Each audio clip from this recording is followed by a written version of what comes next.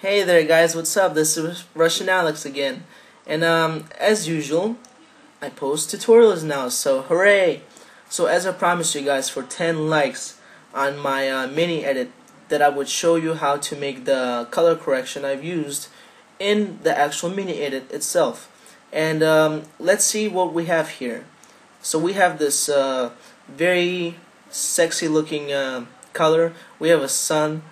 We have this very contrasty look, and as you can see, the snow actually sticks out. It pops out at the viewer, and it makes the scene very interesting. And as long as the faces are actually very white also, and you can actually tweak with that a little bit, but you can actually see the faces a lot better than in the actual game, and the contrast is very soft, and you can actually see every single detail of the sniper. So shall we look right now? Yes, we shall.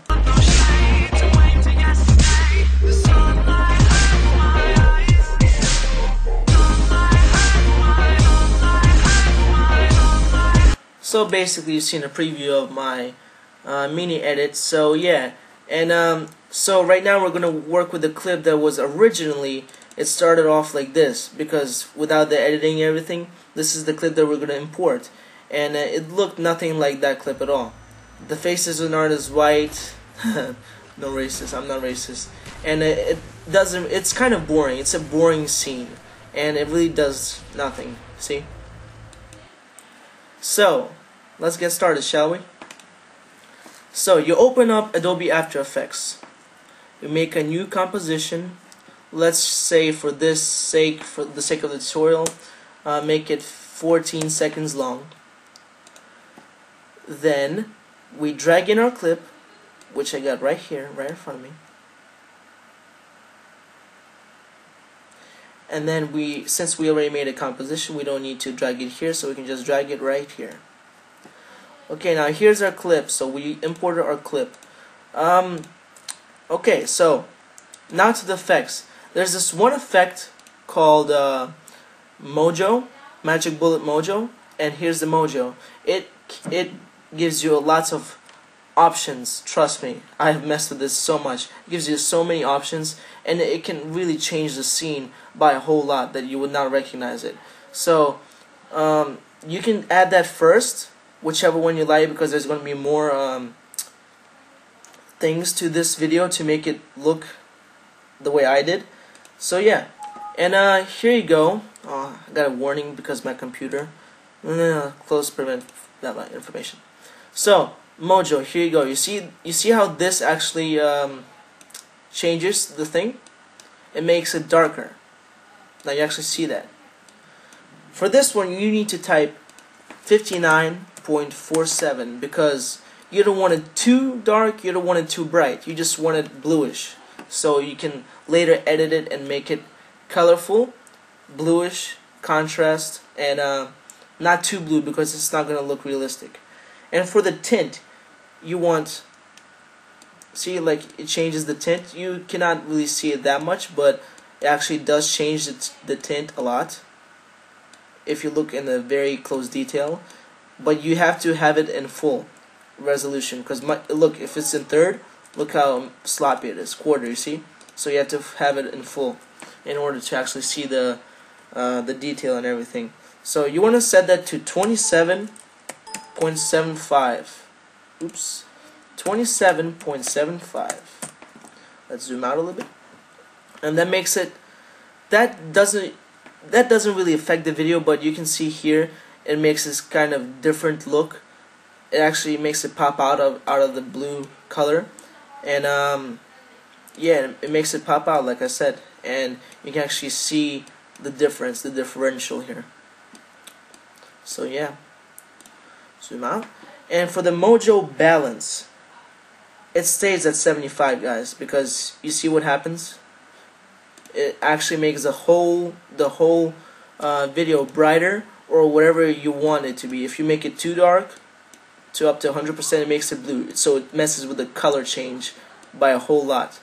It just really depends on your taste. For me, I like it set to 75 like it used to be. So yeah. 75.33, my bad, to actually warm the scene a little bit. You don't want to warm it too much, because if you warm it too much, it's gonna look sloppy. It's gonna delete basically everything that you worked before, like every single setting that you put before. It's gonna delete it and overlay it with its like own new settings. See? And it doesn't make it look colorful whatsoever. And here you just want a little bit of warm, and trust me, it's a big difference. So in that case, in that video, it was 5.73, and that just gave it perfect warmth. Like you can actually see, let me undo it. You can actually see that it's bluish now, and in the background where the trees are, it gives you more detail, and right here it was a little bit lighter. I actually see the difference, but because I'm doing this tutorial, I don't think you guys will see much or any at all. So yeah, so 5.73 is good for punching it. Now this is where it tweaks a lot, because when you punch it right here, it makes the detail darker on the outside of the clip. To me, that's how I explain it. So if you want to punch it, yeah, I want to punch it. It needs to be basically at 47. 47 is a good setting for punch it, because it actually gives it a better look. Not too much exactly, and not a small amount at all. And bleach it. Bleach it, you don't want anything, because it basically makes it black and white. Now look right now, when I change the color of the faces, it says skin color. This effect has this setting to it. It actually makes the face look so much more brighter, and you see it kind of changes this zone right here, and you don't want that, but later it's going to change when you add a different effect to it. So then, after you're done with that, you want to add color correction, and go to color balance, not the HLS, just color balance. And you want shadow blue color, you want it set to 6. It gives it a little bit more blue, but not too much, so it wouldn't look realistic at all. Just like a snowy scene, basically. And the mid-tone blue to 3. I mean, mid-tone blue to 3. So you want the mid-tone blue to 3 also, and it makes it look a little bit bluer in the middle. Hence the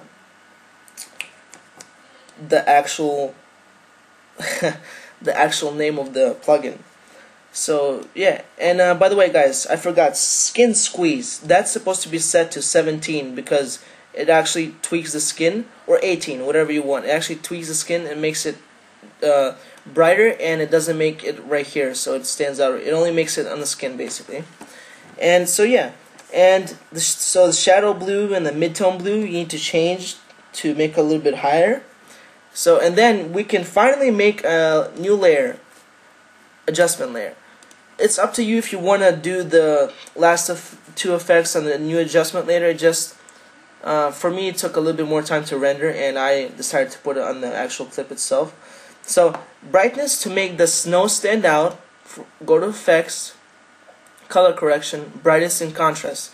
Make the brightness a little bit lower, maybe to like, let's see, maybe to like 4.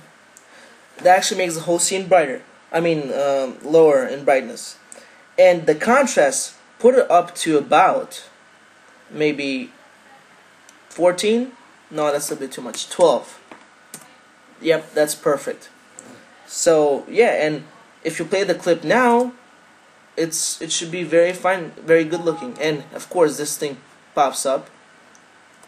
So if you play it right now, it's exactly like it used to be. And the thing that I changed is the optical flares. If you looked here, there's Video Copilot optical flares, and I just made an orange sun, so that looks a lot more realistic, like a sun shining at you.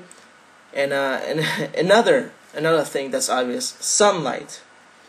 But sunlight is the name of my mini edit. So yeah, so that's pretty much it, guys. I hope you enjoyed this commentary tutorial, and if you need any help, just comment, and I will be glad to help you. So comment, rate, and subscribe, guys. Peace.